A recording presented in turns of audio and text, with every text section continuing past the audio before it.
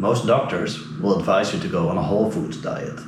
But what if you have trypophobia, a fear of holes? Luckily, there's a fix. Let's dive into the rabbit hole of dilation and erosion. Let's say you have a mask. Topologically, it has 3 holes. Now we convert it into a simple black and white mask, and we want to fill those holes. That's where dilation and erosion come in. So how does it work? First, dilation.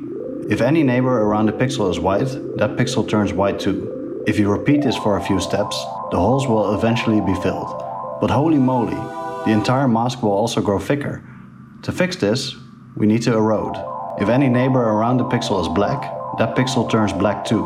By dilating first and then eroding, you fill the holes but end up with a mask that's the same size as when you started. You can also use different neighborhoods for different results. The von Neumann neighborhood, the Moore neighborhood, or more exotic shapes.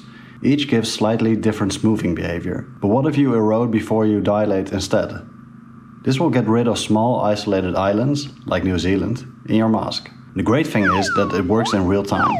You can use it to remove specks, make things thick or skinny, you can use it to fill up the empty hole inside your soul, or just to clean up some masks like a normal person. I have a GLSL implementation in TouchDesigner available on Patreon that won't burn a hole in your pocket, because it's free. Using this free tool, you can finally help Hal fill in the letters of the encyclopedia. Look at this. You see where I took my pen and I filled in the letters that needed to be filled in?